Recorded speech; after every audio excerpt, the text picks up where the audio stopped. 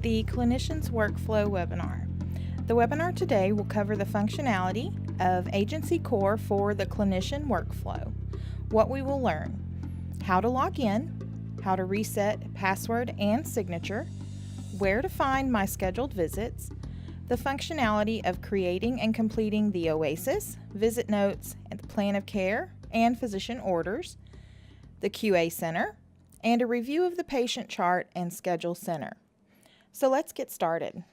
To begin, we're going to log into the software. To do that, we come to axxess.com, which is axxess.com. We'll then come over to the client login box in the upper right-hand corner. You'll click there, and you'll be prompted to enter your email address and the password that you created. Now, your email address is what was set up as your user email when your account was created. Once your account was created, you should have received an email that prompted you to set up a password. That's the information that you use to log in with here. If you ever forget your password, you can click here on Forgot Your Password. You will again receive instructions on how to reset your password. Otherwise, we'll click Secure Login.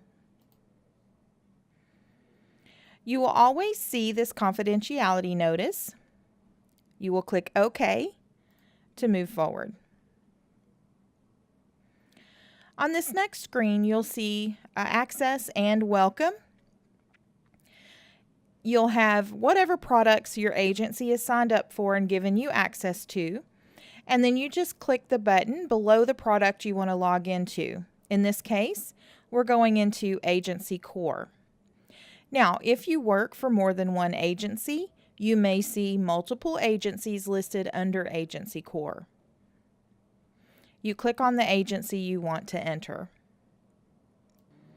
The first screen that comes up is the dashboard, and that's what we're seeing here. The dashboard is composed of 9 tiles. Now, what you have to remember is everything in Agency Core is permission-based.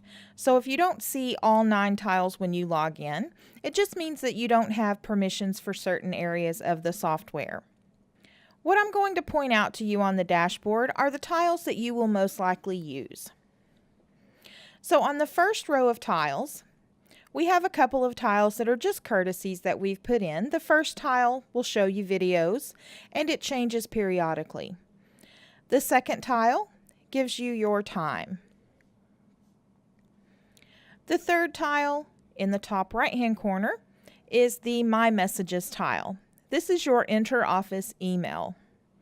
On the tile itself, you'll see the latest 5 messages you've received. You'll see a checkbox to the left of the message. This is in case you've read the message and you want to delete it. You can check the box, come over to Actions, and delete. The More button in the bottom right-hand corner of the tile, if you click it, will open the tile.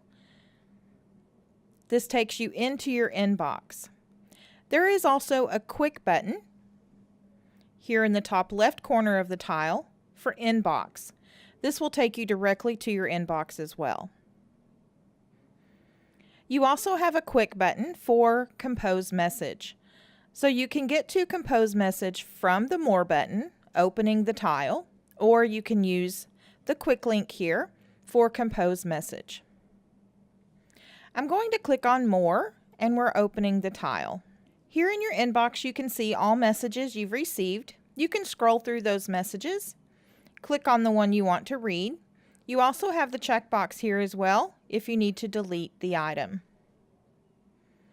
In addition to your inbox messages, you can also see any sent messages and any deleted items. To send a new message, we're going to click on the New box. In the New Message box, you will see a list of all users for your agency. And again, you can scroll through that list and choose who you're sending the message to. Or if there is one particular person you're trying to find, you can search by name and then check the box next to their name to add them as a recipient to your message. Once you've selected your recipients, you can also type in your subject line. If this message is in regards to a specific patient, you can also click the drop down and select the patient this message is in reference to. If you would like a read receipt, you can check the box to request that here, and you can also choose to add an attachment, and then you will type in your message and send. So this message will go to the recipient within Agency Core. Also, an email notification will go to their email address outside of Agency Core, letting them know they have received a message. This is HIPAA compliant, as the message that goes to the email outside of Agency Core doesn't give them detail, it just lets them know they have a message they need to check. Okay, back out to the dashboard. The next row of tiles gives us news and updates. These are articles that we've put out to help educate your staff. Again, if you click on more, you can see all of the articles we've listed here. The middle tile, the My Schedule task. This will be the most important tile for you as a clinician. I will come back to this tile in just a moment. The remaining tiles on the dashboard are lists. So we give you a list of your patient birthdays. We give you a list of past due research, a list of upcoming research, and a list of outstanding claims. And again, if you click on the buttons in the bottom right corner, that will open the list for you. Now let's go back to the My Schedule task. Every task that you are due to complete will be scheduled to you. This is how you find your scheduled tasks. We'll come here, click on More. Now from the tile itself, we can see the latest 5 visits that we have. If we click on More, we're going to be able to see all tasks that have been scheduled as far back as 3 months. This also goes into the future 2 weeks. You can sort this information by patient, by date, or by task. By default, the visits come in by date. I can see the patient, the task that's been assigned, the date of the task, and the status of the task. Now, your tasks will remain here in your My Schedule task until they are signed by you. So if it's in a save status, or if you haven't started the visit yet, you will see them here. Also, if the visit has been signed, it's gone to QA. QA has returned the visit. It will show back up here for you in your My Schedule task, providing that visit or that task is within the past 3 months. You will also see any sticky notes that are attached to the task. We use the sticky notes to communicate in the software. So there are 3 colored sticky notes: red, yellow, and blue. The red sticky note is used for return for review items. So the flow of the software is that the visit or the task is scheduled and assigned to a user. The user will then complete the visit or the task. It goes to QA for review. The QA person for your agency will review the task and either approve it or return it. If that task is returned, the red sticky note appears with the comment from the QA person letting you know the correction that's needed. If you hover on the red sticky note, or if you click on it, you can see the message from the QA person. You'll also see yellow sticky notes. The yellow sticky note is a per visit comment. That means it applies to this one visit. And then you may also see blue sticky note. The blue sticky note is an episode comment. The episode comment applies to any visit scheduled within this episode for this patient. Usually the blue sticky note is used to display items that all clinicians would need to know for this patient for this episode. Also here, we have the missed visit form. So if a visit is missed and we need to mark it as so, we can click here on the missed visit form. The form comes open. We can answer the questions here appropriately to the missed visit. We'll then be asked to sign, date, and submit. For all documents, you will have to sign. Now, your signature when you first log in is the same as the password that you created to be able to log into the software. So that is your electronic signature. So you would type in that password here, put in the date, and submit. That visit would then be marked as a missed visit, and it will no longer show up in your My Schedule task. Now, to complete your charting for a visit, you can come here to the visit or to the task, click on the task, and you will be able to complete your charting. Now, we will look at a few of the visit notes later on in the training. Okay, so that's your My Schedule task.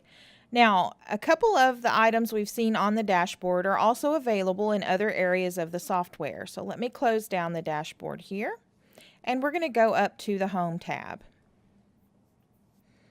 Under the Home tab, you'll see that you have the dashboard. You find your My Messages, that's your interoffice email, and you can also find the My Schedule tasks, which is the middle tile on the dashboard. So there are a couple of different ways you can get to the information you need. Also under Home, we have the My Account, Edit Profile, and the area to reset your signature. So My Account, Edit Profile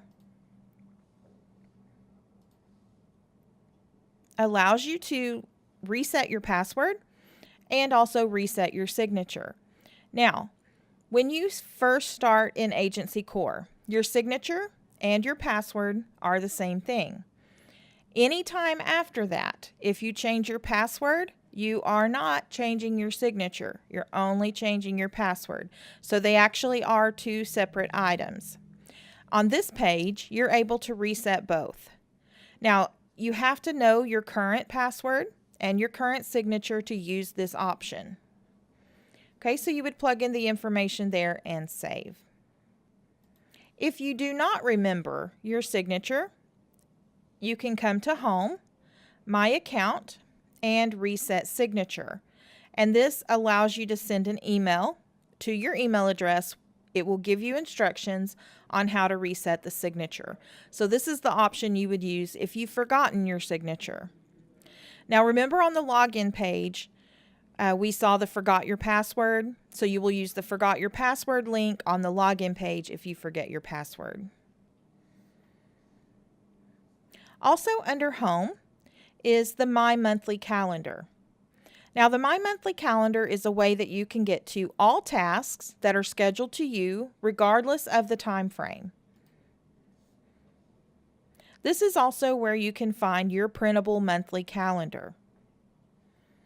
So again, this is by month. It brings us into the current month. We can go to the next month or the previous month using the buttons in the top right and left-hand corner.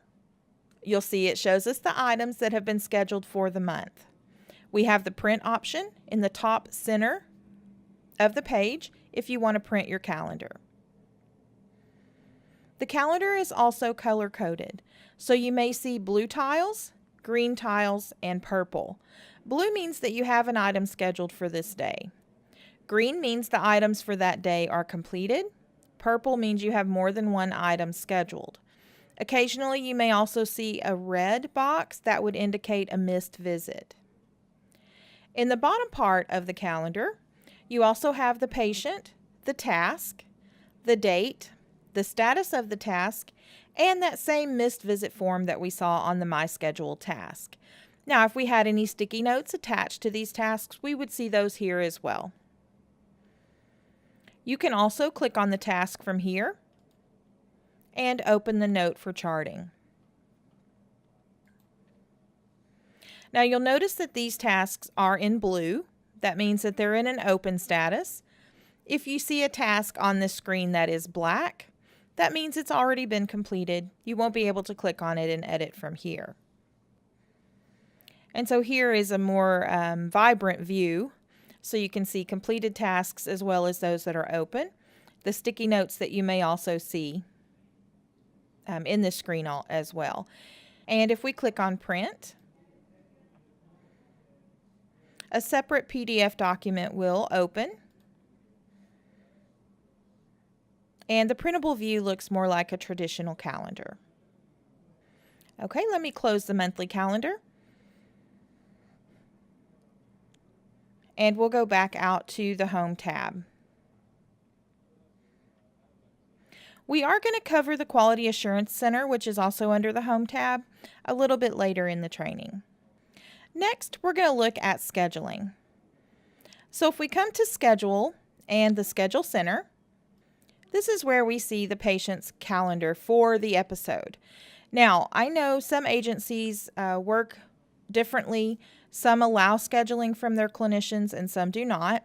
But it's important for you to know at least how this happens. So if you see a scheduled visit, you know how it got to you, or if you're responsible for scheduling your own tasks, you need to know how that happens. So the first thing we'll look at is over on the left-hand side, we have the list of patients. Now again, depending on your permissions, you may see the entire list of patients, or you may see only those patients that you're assigned to.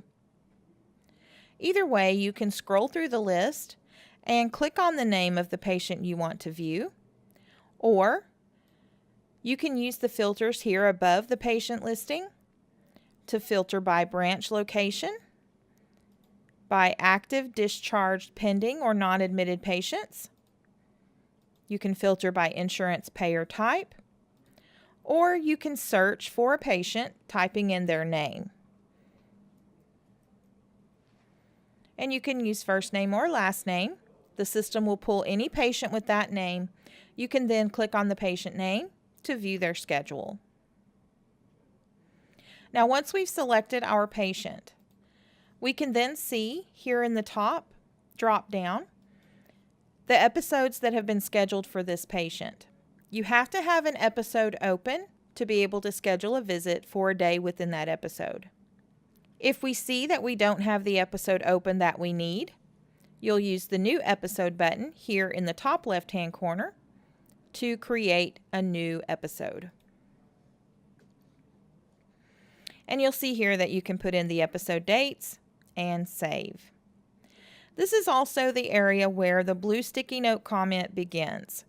So if you know at the time that you're creating the episode of a comment that you need to put in for this patient for this episode, whatever comment you put here on the blue sticky will show up on every task within this episode. To save the information, again, you just click the Save button, and that will add the episode to your drop-down listing here. You're able to work in any of these episodes you see. You just click on the episode that you want to work in.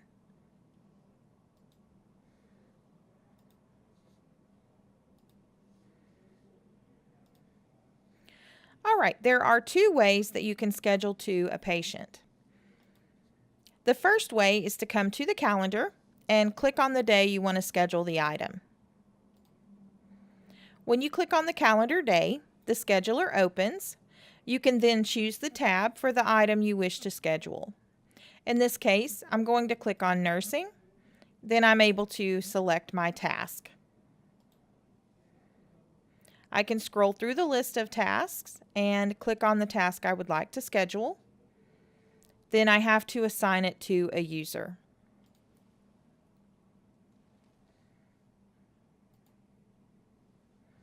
And save. And that schedules the item. Now, along with the scheduling come warnings.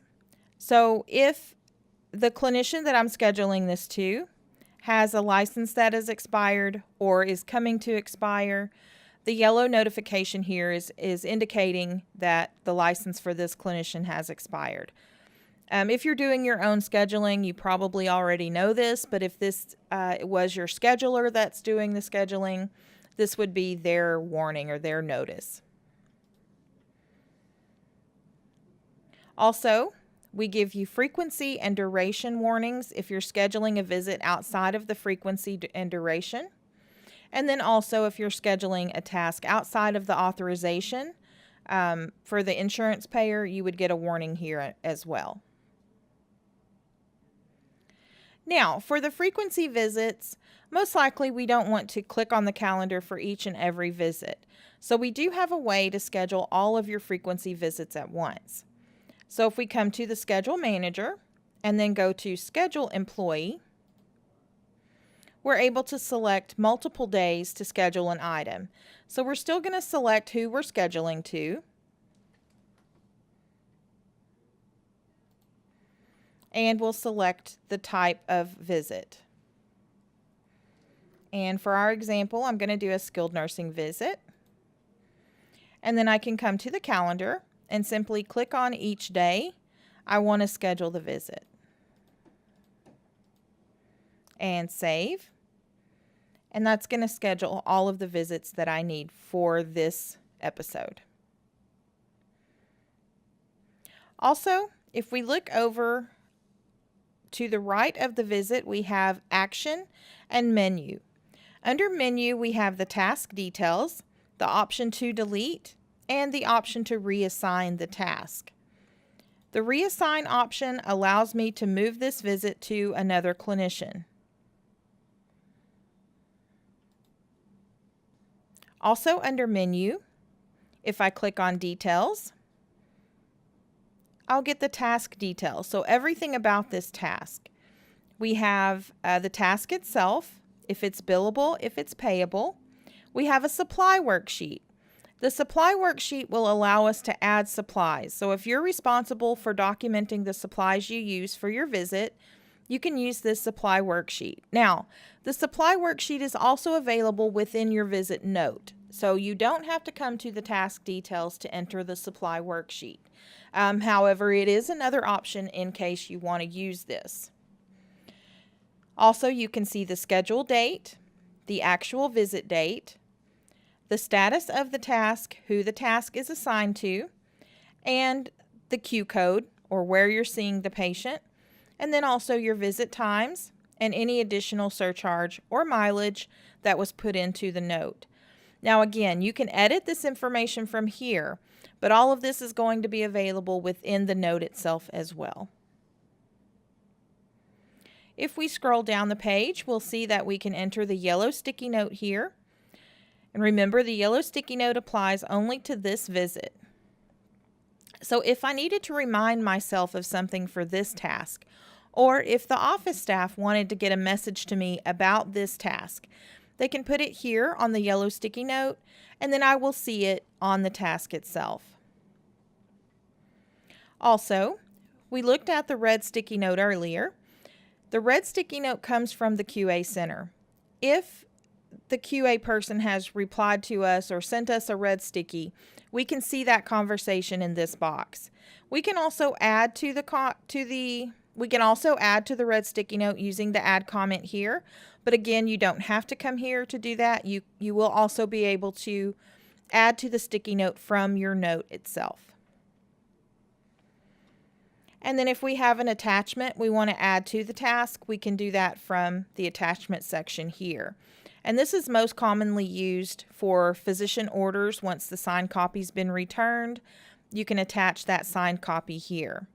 I've also seen agencies use this if they're contracting with a therapy company, or maybe if they have a home health aide that's still using paper notes. They can scan and attach that paper note to the scheduled visit. So they have still essentially an electronic medical record. There is also an activity log here, and you'll see these throughout the software. This activity log shows us who's been in this area, what they did, and the time and date that they did it.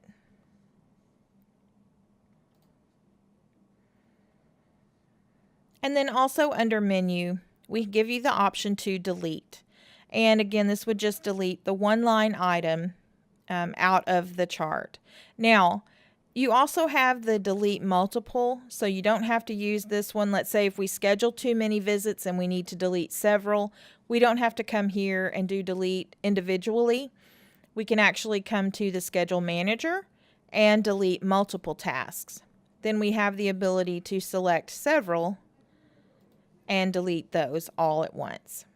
And as I mentioned at the beginning of the webinar, everything is permission based. So if you come to the menu and you don't have details delete or reassign, it just means that you haven't been granted that permission. Okay, you're also going to see the printer icon.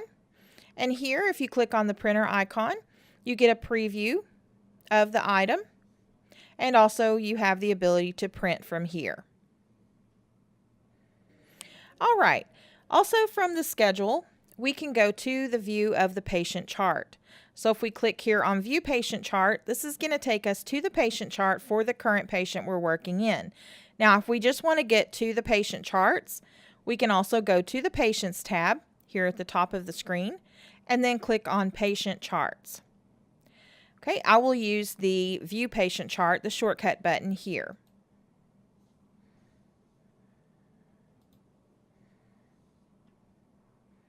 Now, the patient chart looks similar to the schedule. So the bottom part of the chart, you'll see all of the same visits that we just scheduled for this patient. You're also going to have the same options if we go across the page under Menu. You have the printer icon and all of the information about the task. Also, when you see the task in blue here, you can click on it and that will open the visit. You can actually begin your charting. And this works the same way from the Schedule Center as well. Now, the information that we're viewing in the patient chart, it's showing us the current episode by default. If we click the drop down here, we can see the last episode, the next episode, or we can view in any of these other date ranges, just depending on what we want to see. I'm going to open this to all. Now, once you've selected your date range, you can also choose the type of information you're viewing. So you can view only the orders or any of the items for any of these disciplines.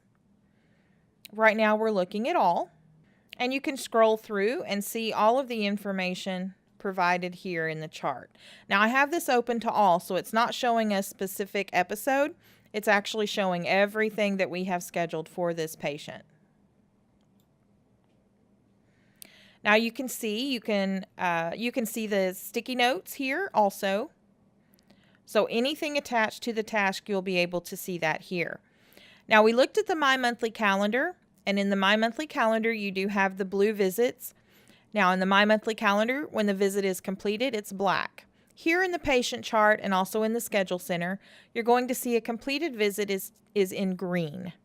So if it's in green, that means that you can't edit. It's in a completed status, or you may see submitted with signature, which means that you've signed the note, it's gone to QA for review. So the flow of the software is for the task to be scheduled and assigned to a user.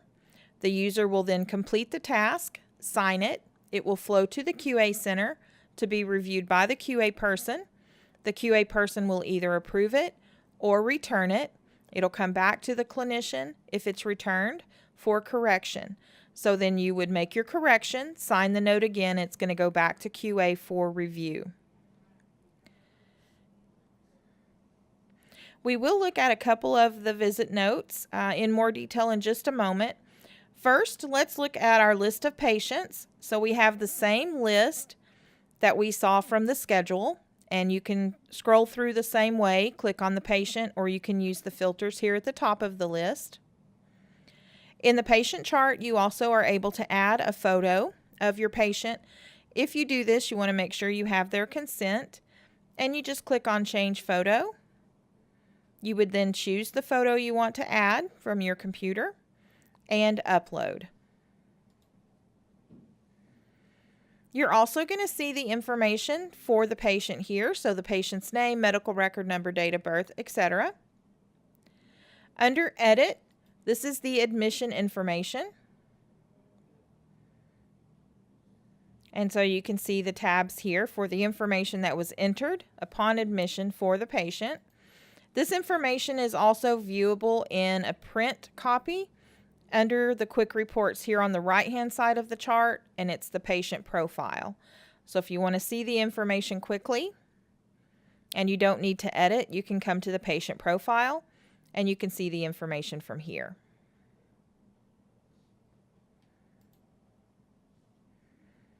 If we click More, this shows us a quick glance at that patient information. If we need directions to the patient, we can click here on Directions.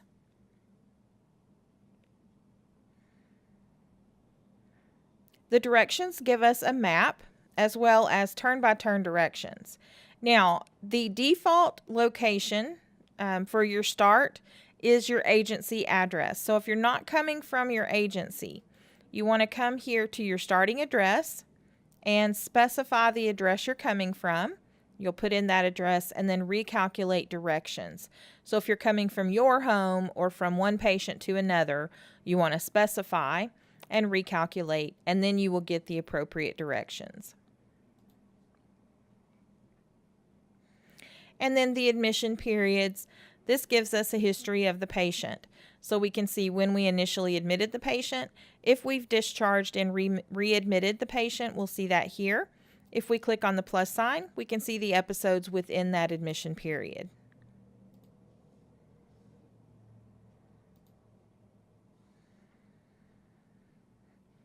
Okay, across the top of the patient chart, we have a button to create a new order, a button to create a new communication note. Now, both of these items may also be scheduled. So I didn't mention when we were in the Schedule Center that you can schedule any item you need to complete for the patient. So that would be a scheduled document, the same way that we scheduled the visit notes and the OASIS. But these are just shortcut buttons here from the patient's chart where you can create an order or a communication note. Also, you're able to enter authorizations from the patient's chart. We can reassign schedules. Now, this reassign schedule allows us to reassign an entire schedule from one user to another. Now, this is not specific to this patient, so this would reassign all tasks that were scheduled to the first user to the second user for the time period that was put in. Now, it does not move things that have been saved or already completed. It's only going to move those items that are not yet started or not yet due. And then we have the Upload Document tab. So everything that you would keep in a paper chart for a patient can be uploaded and kept here. If we click on New Document, we have the ability to choose the file that we want to put. We have the ability to choose the file that we want to upload here. We can give the document a name, and we can select an upload type. And the upload type basically helps for sorting purposes. Then you would submit, and that document will be added. If you want to view the documents that have been added to the chart, you can view document, and you'll see the list of items that we've added here. You just click on the name of the item to open the preview. And you do have the ability to edit or delete these as well. Now, when we are ready to discharge our patient, there's a couple of ways that we can do that. If we're completing an OASIS discharge or an OASIS transfer discharge, when that document is completed, the patient will be discharged by the system. However, if we did an OASIS transfer, not discharged, and then we realize we are going to discharge the patient, we would then come and change the status of that patient manually using the Change Status button here. So you can put in the information that's relevant for this discharge and then click on Yes, Discharge. That moves your patient to a discharge status. Over here under View, if we needed to readmit the patient, we would click on Discharged Patients. We would then locate our patient, and we have the Readmit button now. So for the duration of this patient, you're going to use the same medical record number. You're able to readmit under that same medical record number. So when you click Readmit, you will be able to put in a new start of care. You can add new address if the patient has one, etc. All right, and then over to the far right-hand side, we have the quick reports for this patient. So we talked about the patient profile already. That's your patient admission information. Medication profile. So the medication profile is where medications may be entered. This document or this area you may access from several different ways. So the quick reports is one way. You'll find it also in the OASIS document and in the nursing notes. So no matter where you come across the medication profile, it's going to look and function this same way. So we are able to add a medication. We're just going to click here where it says add medication. We can choose long-standing, or we can put in the start date. You can also enter a through date if you have one. And then we can search for the medication. Now, it's important to search. So you can type in the full medication name or partial name and then search for medication.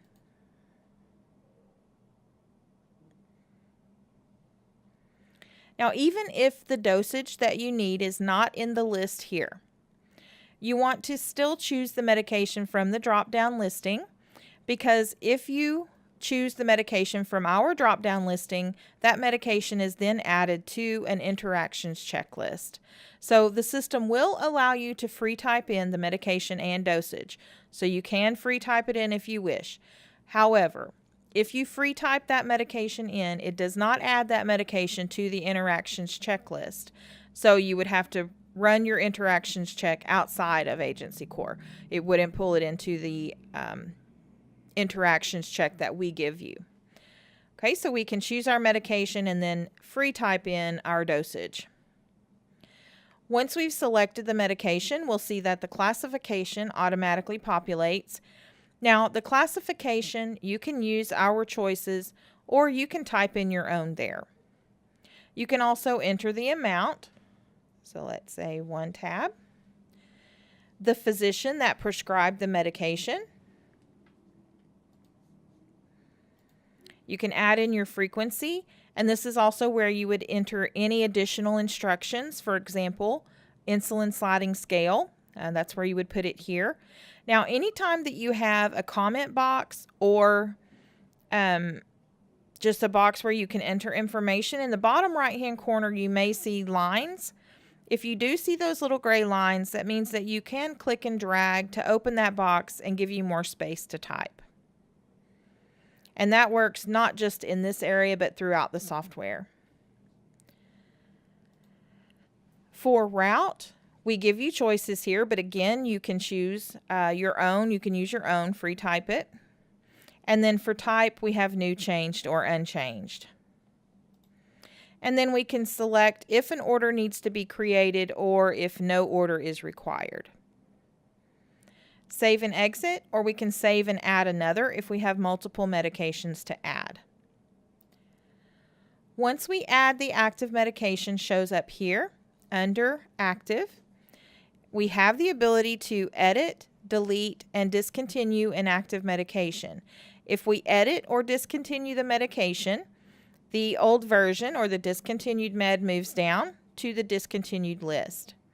Under discontinued, we also have the ability to activate or delete. Now, if you delete a medication, it is not kept in the system.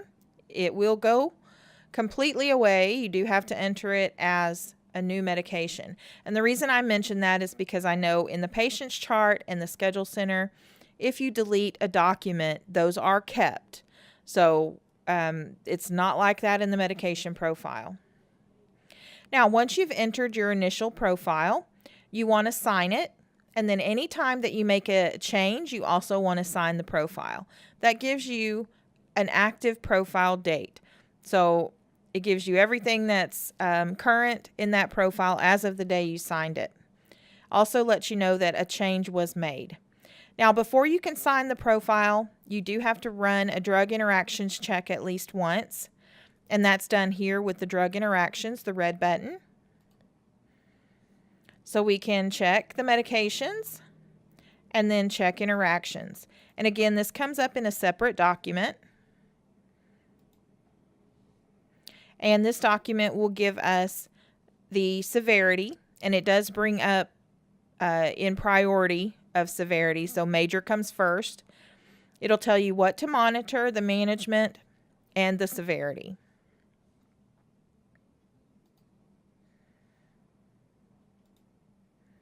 And then we want to sign the profile, so we'll use Sign Medication Profile here.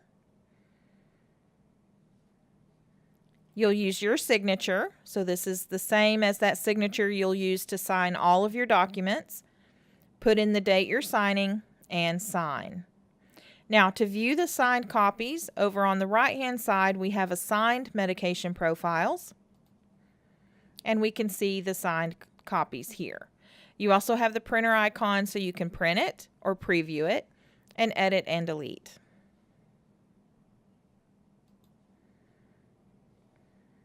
All right, I'm going to close out the medication profile and move on down in the quick reports. So the next item we have is the allergy profile. So we are able to add an allergy for our patient. Now the add allergy is more a manual process, so we click on add allergy. We're going to free type in the name, the type of allergy, save and exit, or save and add another. We also have an immunization profile. So we can add the immunization or we can decline contraindicate. If we're adding the immunization, we have the type. If it's not the common pneumonia, flu, or shingles, you can click Other. And then also you have Administered by, Date administered. And you can save or save and add another. And you'll see that you have the ability to delete and also inactivate. On several screens throughout the software, you'll also see this export to Excel. This allows you to move this information to a spreadsheet. So if you wanted to have it in spreadsheet format or if you need to print it out, this is going to be the option to print as well. We then have an authorization listing, so if there's been an authorization added for insurance purposes or billing purposes, you'll see those here. And then we have your actual quick reports. So for communication notes, for your orders and care plans, and for the 60-day summaries, you have a quick report. So let's say we're trying to find one specific order. You can see that if we have everything here in the patient's chart, we have a lot of information to go through. So if we come to the quick report, we can just find those items. So we don't have to go through everything in the chart. We can come directly here and find the order or the communication note we're looking for. Okay, we also have the plan of care summary. And the plan of care summary will show us the orders we have entered for an episode.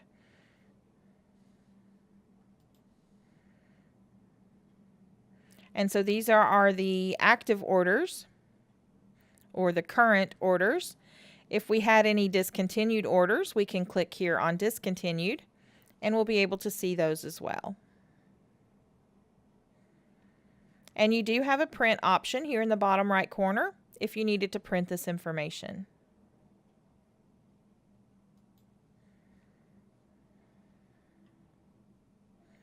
Now the plan of care summary is a view only option, so you can't edit your orders from the plan of care summary. Okay, also we give you the vital signs chart. Now the vital signs chart is going to show us from one visit to the next how the vital signs have changed. And this is a visual. So from each visit we get a dot on the chart. We can tell whether the vital sign has moved up or down. And this is easier than having to go back and review or preview a note from a previous clinician. So this just gives us an easy way to see the changes for the patient. Now on the right-hand side here, we also have the date and the vital sign that we're looking at.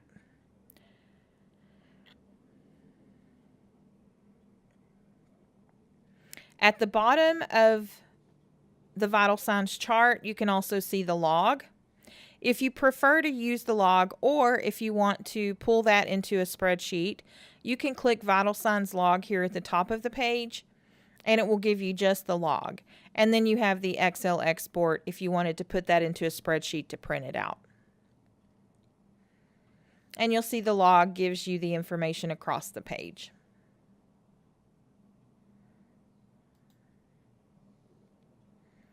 Okay, we also under Quick Reports have the triage classification.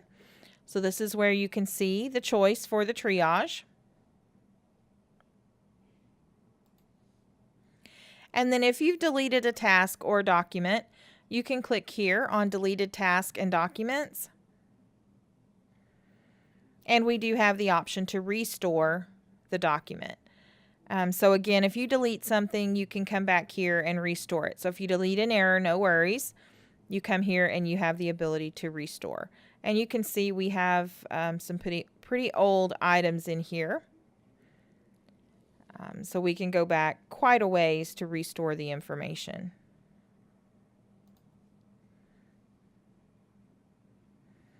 All right, so that's the patient's chart. Now we're going to look at a few of the documents and the functionality of the document and getting that document completed. The first document we'll look at is an OASIS Start of Care.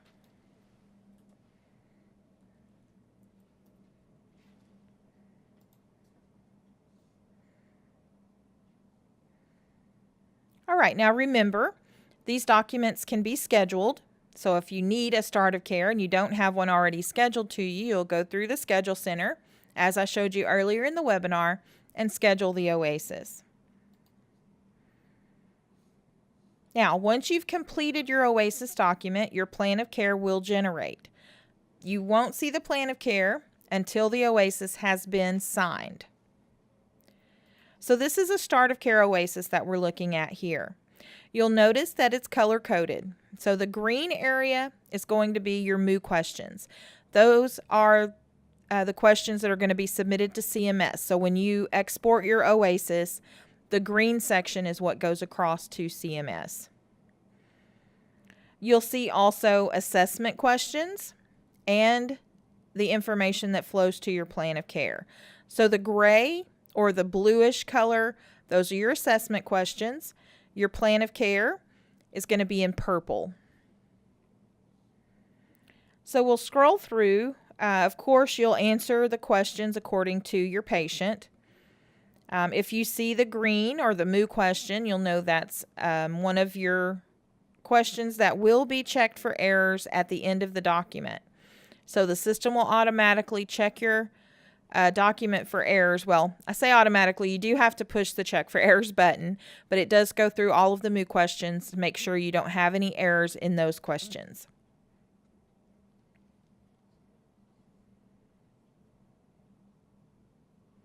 You also have the ability as you go through the document to save and continue, and save and exit.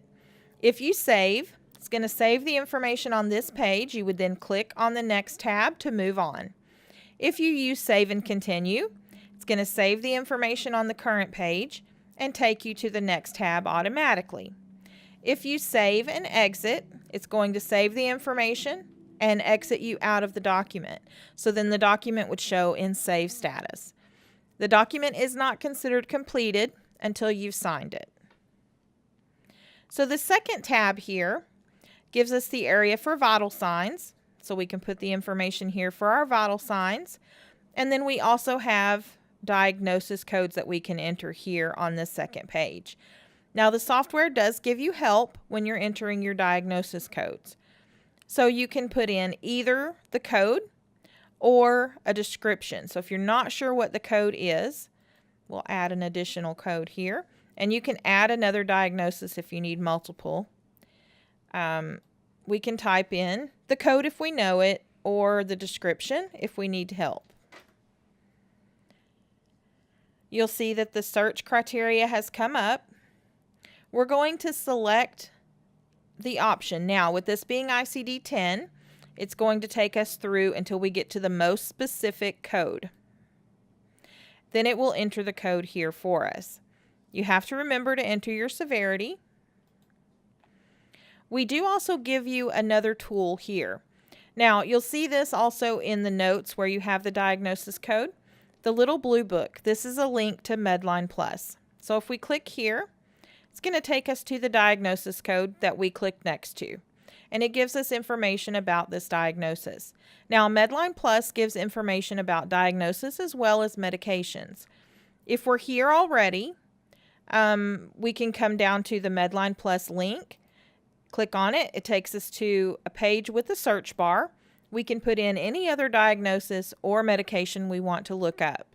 So you don't have to go back to each diagnosis. You can actually use the link, come here and find the information.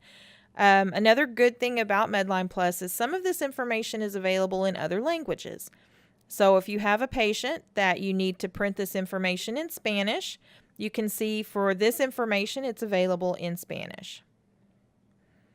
There are also videos and other tools you can use to educate your patient. And again, that's the blue book link that you see next to the diagnosis.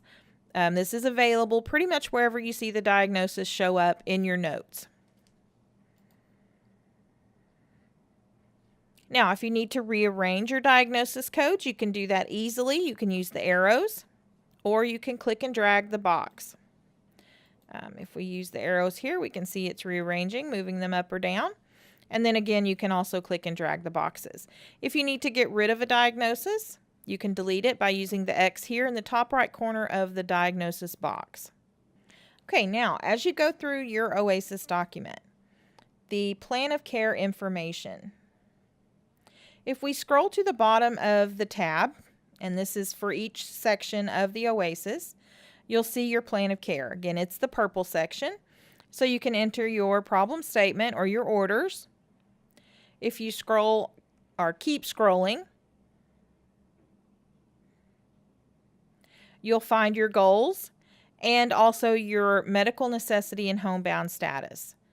So if we look at here, we'll see that we also have our goals, our medical necessity, and on down we have the homebound status. So you can enter that information here. When you're looking in these boxes initially, you may see these asterisks. Okay, whenever you see an asterisk, that indicates a field you need to come in and populate. It may be asking for you to enter a date or other information specific to your patient. So just know when you see those asterisks, we're prompting you to come and enter your own information there. And that tailors this information to your patient. The information you enter in this purple box will then flow to your plan of care. So the orders, the goals, the medical necessity, and the homebound status. And you'll have that for each section. Now, know, as the previous OASIS functioned, if you enter a medical necessity and a homebound status on each one of these statuses, you're going to have that information flowing to the plan of care. Same as if you enter a goal for each one of these statuses, all of that information is going to flow to your plan of care. So that will increase the pages and whatnot for your plan of care. So just keep that in mind. All right, when we get down to the end of the OASIS,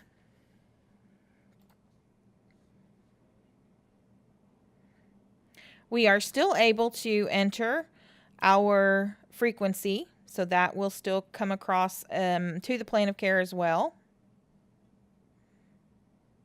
And this is also the page where you're going to be able to do your check for errors. So here is the frequency I mentioned, so you'll be able to enter it. Now we give you examples of how you can enter the frequency. And there's also a box now for frequency description. You may also see through the software these little question marks. If you click on the question mark, it's going to give you a little bit more information about the section you're looking at. And again, you're going to see those throughout. So use the little question marks here for help if you need to know a little bit more about what that question is asking or what that section, how it functions.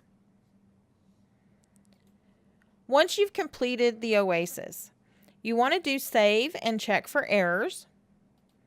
Again, when we click on save and check for errors, the system is going through the document to make sure we don't have any errors with our MOO questions. Now, on the signature page, and that's what we see here, we're going to get warnings, or if we have an error, you'll see a red stop sign. Now, the red stop sign is going to tell you what the error is and the question it pertains to. You can click on that bar and it will take you back into the OASIS so you can make your correction to the error. What we're seeing here on this page are warnings. It gives us the moo question, and it tells us what the warning is. Of course, we want to correct these if we're able to. They are warnings, so it will let us go ahead and sign this and move it on. So in the example of an error, you wouldn't see the signature information. You would have only the error coming across on the page. All right, so if we're ready to complete this, we can sign it. Again, your signature is going to be what you set up to use here. And date, and then finish. Now, once we finish, we'll then see the plan of care generate. So we can then go through that document and check it, make changes to it and whatnot before we complete it and move it on. Now, before we sign the document, we also have the Oasis Scrubber. And the Oasis Scrubber is another tool that you can use to go through your document and point out any logical or clinical inconsistencies. It's going to give us flags. So if we run the document again, it comes open in a separate PDF. And it's going to show us any audit warnings. So we'll see CMS warning audit, inconsistency flags. You may see some diagnosis flags and other things. So pay attention to these. Is it telling you that you're wrong? No, not necessarily. It's just having you double check these items because they're inconsistent with the norm. Okay, so you may have a patient that is inconsistent in certain areas. We know that, and that may be acceptable. But for your diagnosis code flags and for the CMS warning audits, pay attention to these because they may be telling you something that could cause a flag or an error later on. All right, again, once we've done our scrubber, we don't have any errors in the document, we sign it, we finish, we will then come back, it brings us back out to the patient's chart, and then we'll see the plan of care has generated. And so here's the plan of care. And if we open this plan of care, we can see the information that's crossed over into our plan of care. At the top, we have our certifying physician. Now, we do give you buttons here to change the certifying physician and also to change the primary care physician. So if we click the change physician, it allows us to take this doctor's name out and add a new physician. Just remember to save if you make changes here.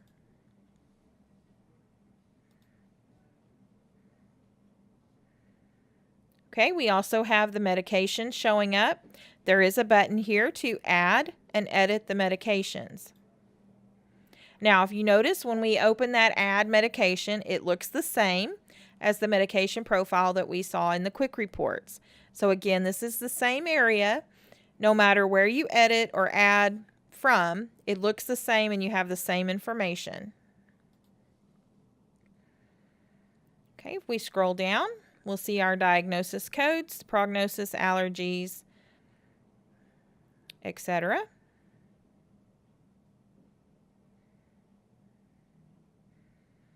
We have the emergency preparedness. Again, there is an edit option for the emergency preparedness. So you do have the option to come in here and edit. Now, on several of the sections, you're going to see the comments. Above the comment box, we're going to give you the option for select template. Now, there are other areas where you probably will use this more, like in your notation, in your visit notes, or in your narrative. You have the option. What we've given you here is the ability to create a template for teaching guides, for goals, for pretty much whatever you would want to put into an area. And the way this works is you can select the template from here, and it will populate in whatever the information is that you've added to that template. And so you can see here that it's adding our template in. You are able to create your own templates. We do give you some already in the software, but you can also create your own. I'll show you where to do that in a moment.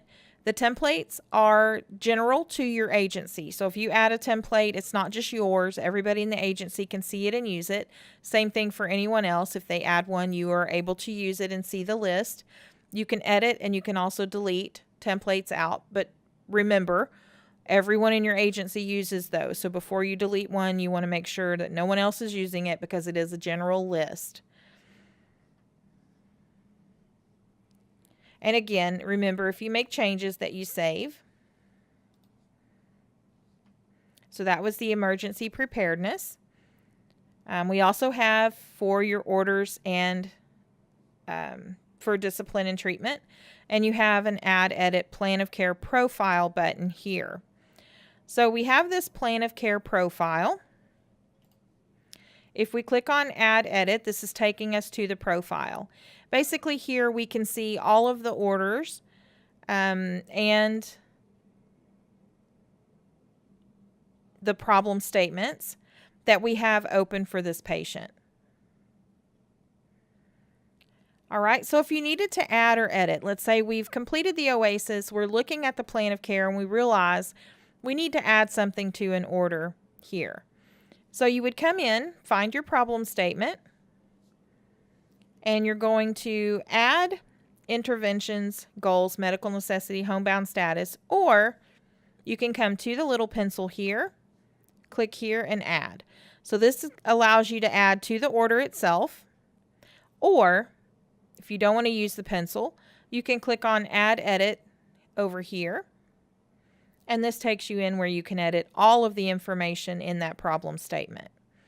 So as you went through each section in the OASIS, you're adding the orders and the problem statements. Here you get the ability to edit those. And if we scroll down, we can see everything entered under this intervention. So we'll have the goals for this intervention, medical necessity, and homebound status if there were anything entered here. Okay, again, if you make changes, just remember to save or save and exit. And that takes us back out to our profile. Now, if we just needed to resolve, we do have the option to mark something as goals met. And you have several options here. Or if you added an order in error, you can add or mark it as added in error, and that will discontinue the order. Or you can simply mark it as discontinue, and that will also discontinue the order. If you want to edit the date, you can click here in the date box, and you're able to edit the effective date of the order. And again, we have the question mark here that gives us a little bit more information about the effective date. We also have a question mark over here that gives us information more about the intervention goals add edit section. Now, if we needed to add a new problem statement or add an additional intervention, we can do that by clicking on the add order button in the the bottom left corner. And before you do that, if you're the SN, you can mark SN, PT, OT, or ST. So you can choose which discipline you're adding that order for. When you click on add order, you will be able to add your problem statement. Add. You can add in your orders, your goals, your medical necessity, and your homebound status for that problem statement. So you can do that from here originally. Now, this is also the box that you'll see as you go through the tabs in your OASIS if you're creating a new one. So you'll have all of this information initially from the OASIS as well.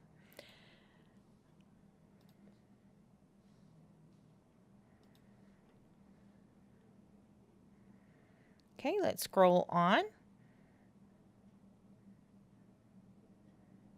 Now we also have the ability to add, edit the plan of care profile for goals. Now, remember, our orders and our goals are in the same section. So if we click on add, edit plan of care profile here, it's the same box we just looked at, and it works the same way. So you can use the add, edit interventions and goals here to go and make your changes to your interventions, or you can add an additional order using the button in the bottom left corner, or if you needed to mark goals met or discontinue, change an effective date, it all works the same way.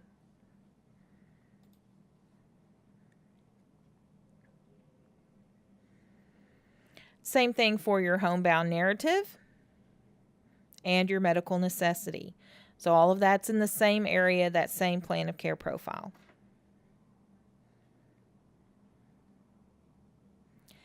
Now, once you're satisfied with your plan of care, you can hit complete, and this is going to basically sign it for you, and it goes to QA to be reviewed, same as your other documents.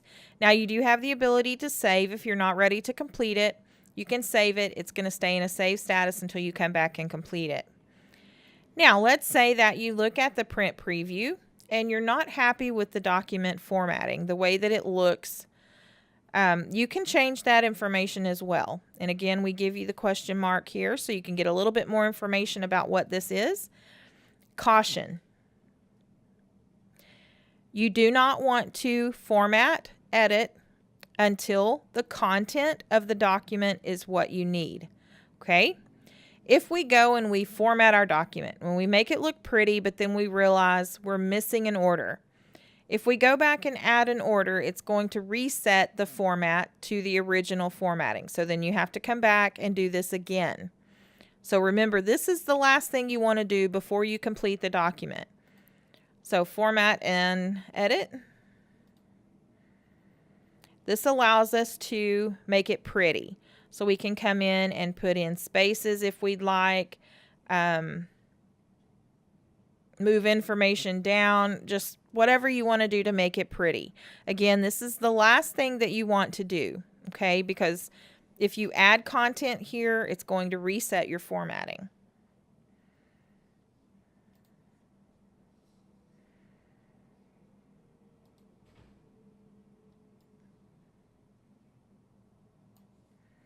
And you have the refresh.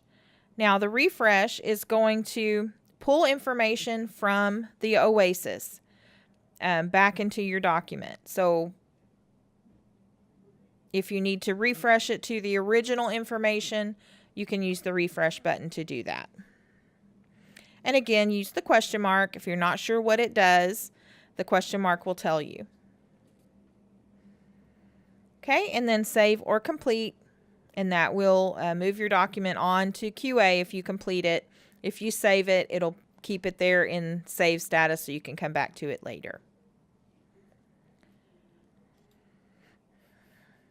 All right, so that was your Oasis start of care and your plan of care. Next, let's look at a Recert Oasis.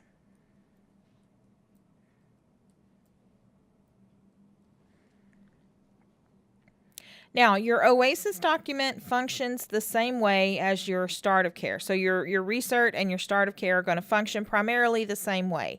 Your plan of care, again, is going to be generated once that Recert or once that start of care is signed.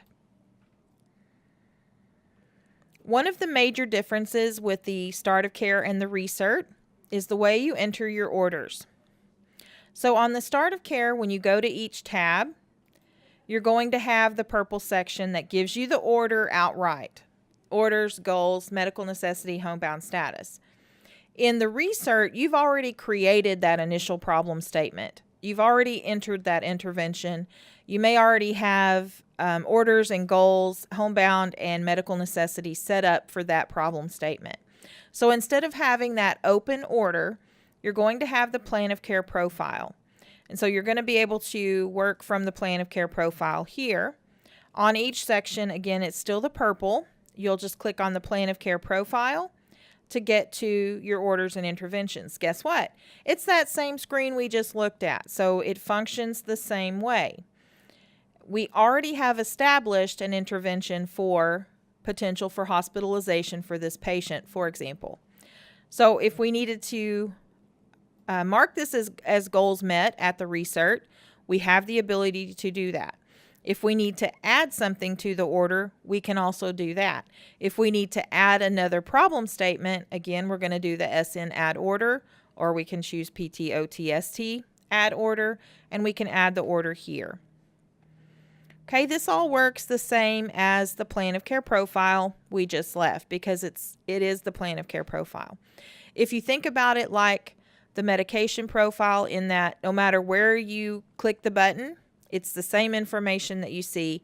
The plan of care profile is where that information is kept. Okay, so just like your medication profile keeps your medications, your plan of care profile keeps your orders, your goals, medical necessity, and homebound status. Everything else in your recert is going to function the same way as your start of care. So you still have the ability to enter your frequency. You're going to save and check for errors the same way. When you save and check for errors, again, it's going to go through the document and make sure you don't have any moo question errors. If you do, this is what you'll see. So this is the red stop sign that I mentioned earlier, giving you the moo question and what the error is. Now, we have to correct all of these. It will not give us the signature box until we have corrected all of the errors. So you'll see here I don't have the signature box like I had on the other OASIS because we can't complete an OASIS that has errors. The system will not allow it.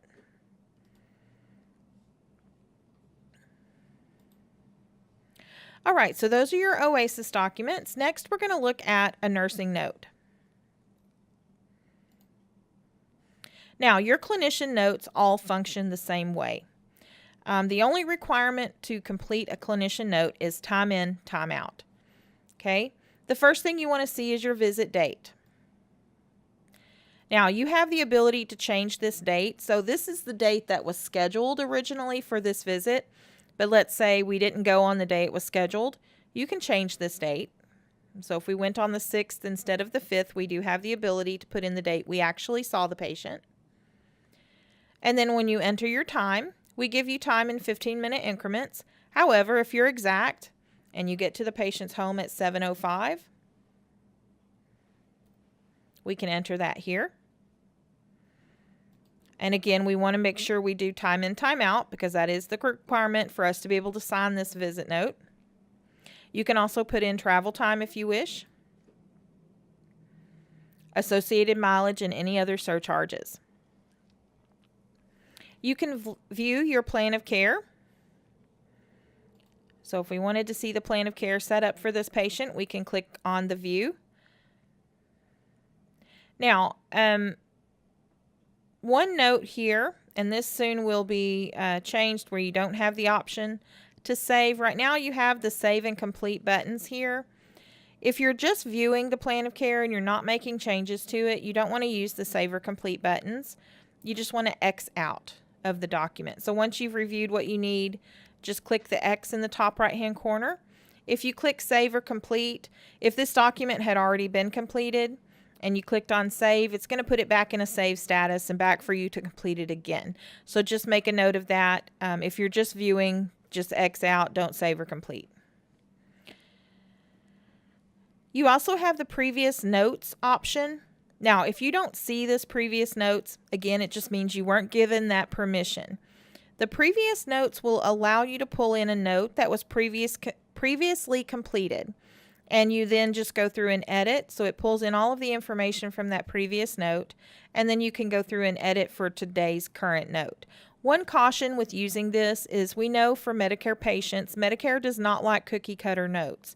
So we want to be sure that we go through and chart for the day. Make sure you change it according to the care you've done for the patient that day. So all of your notes don't look exactly the same. That's going to throw red flags to Medicare and could potentially cause your agency to be audited. All right, if we scroll through the note, you're going to see here where we have the diagnosis codes, the blue book. Again, this is the link to Medline Plus like we saw earlier. That will give us a teaching or training information for this diagnosis code.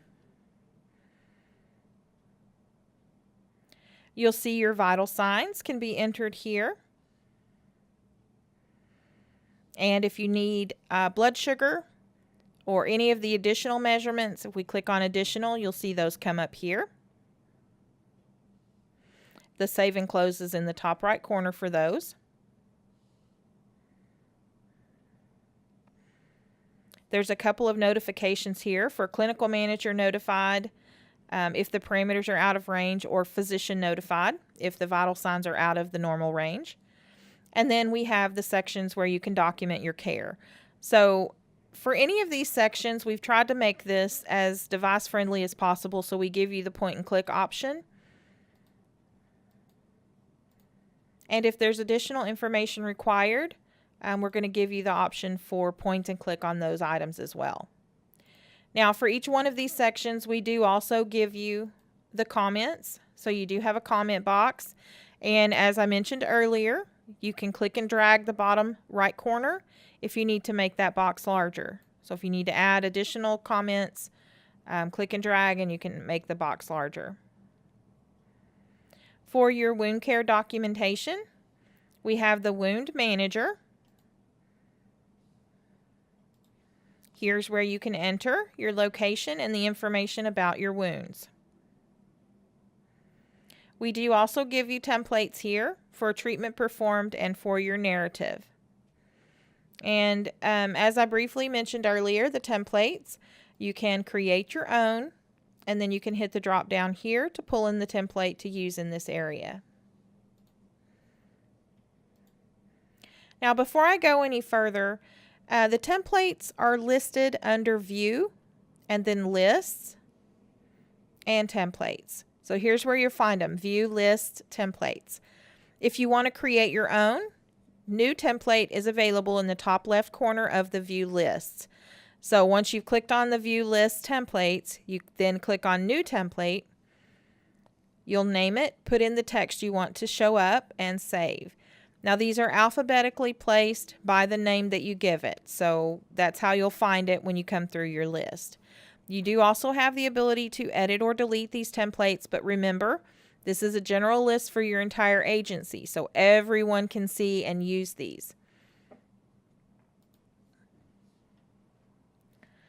All right, if we move on, again, we give you more options. So if you answer a particular question, yes or no, you may see additional information if that's required to complete the information for that section.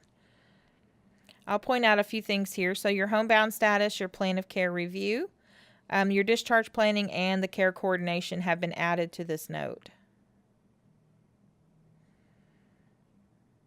Also, you have health management, so we can have the medication profile. Here's where you can get to your medication profile. Again, when you open it, it shows the same format, the same medication profile we looked at earlier. Works exactly the same way. And then we have your interventions here, which again, you can use the template option. And then we have your medical necessity and your visit narrative.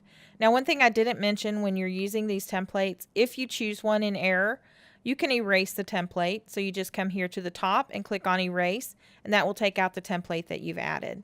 You can also add multiple templates if you choose to. You just enter the first one and then scroll down, put your cursor underneath, and add the next. And so you'll see we have 2 added there. So you can continue to add multiples. The supply worksheet that I mentioned earlier is here in the bottom left corner of the note, so you can edit that supply worksheet. And we're just going to add new record and then put in the description of the supply. So let's say we're going to add gloves. If gloves are already added into our supply listing, we'll see them come up here. And then we can insert. And this supply does flow for billing. So if we enter it within the note, or if we go through the task details like we looked at earlier, those all will flow to billing. So no matter where you enter them in, you can see them and they will flow for billing.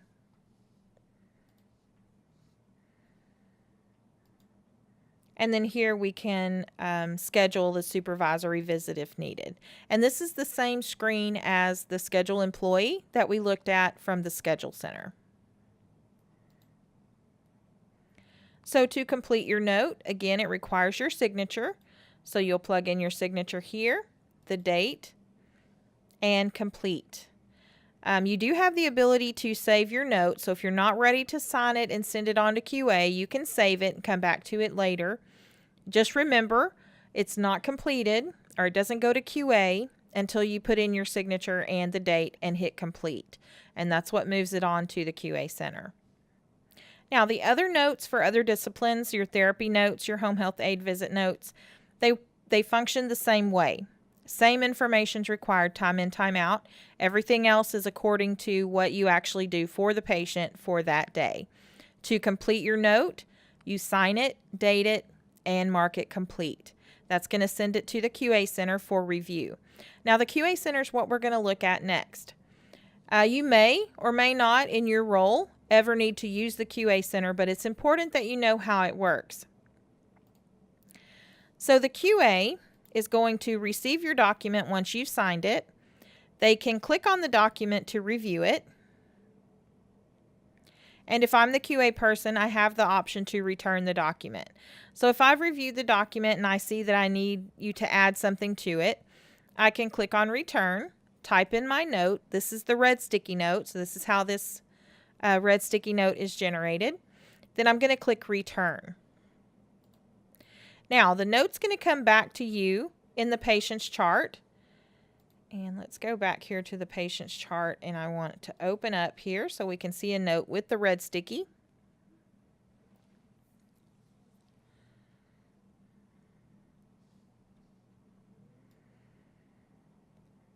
So if I'm the clinician and I come to my to-do and I see the red sticky note, I'm going to know this visit has been returned from QA.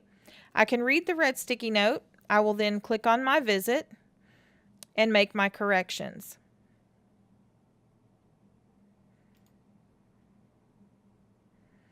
Now at the top of your note, you're going to see the red sticky and you'll have the view comments option.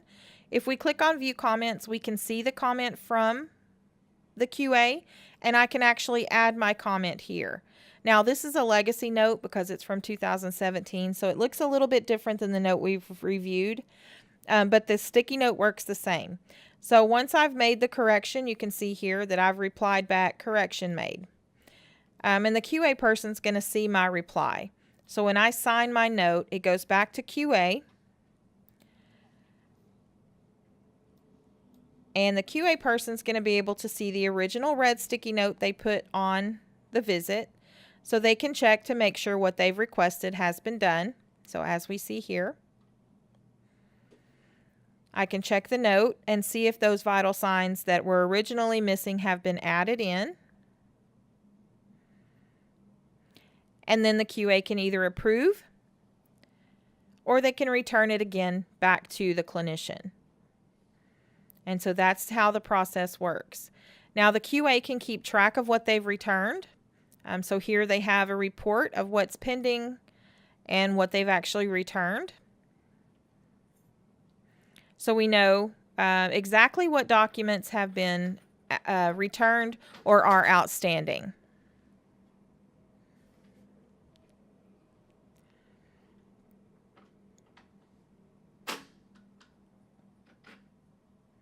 All right, so that's the Cliff Notes version of how the QA works. So when you get a note back with that red sticky, know that it's been through QA, your QA person's reviewed it and returned it to you. The status of the task will also reflect return for review. So that's the other way that you'll know this visit note has come back to you. Wherever you see this task, you're going to see the sticky note. So if you view from the patient chart, from the schedule center, or if you choose to go from My Scheduled Tasks or your My Monthly Calendar, you're still going to see that red sticky note, and you'll be able to click, open it, and reply and send it back to QA once it's been completed. One last document that we want to look at, and that's going to be the physician order. Now remember, you have the new order button here from the patient's chart, or you can schedule the physician order in the schedule center. So just like any other visit note, you can schedule a physician order as well. I'm going to click here on new order. And this is how we can create an order from here. So the first thing is we select our episode. We then want to put in the time of day that we're creating this order. And then if the physician needs to be changed, we can do that here, but the physician is already listed and I'm good with that one, so we're going to leave it here. Also, if you need to change the date, you can do that as well. The effective date of the order, and if the order is not for this episode, you can check that box also. We're going to give the order a title.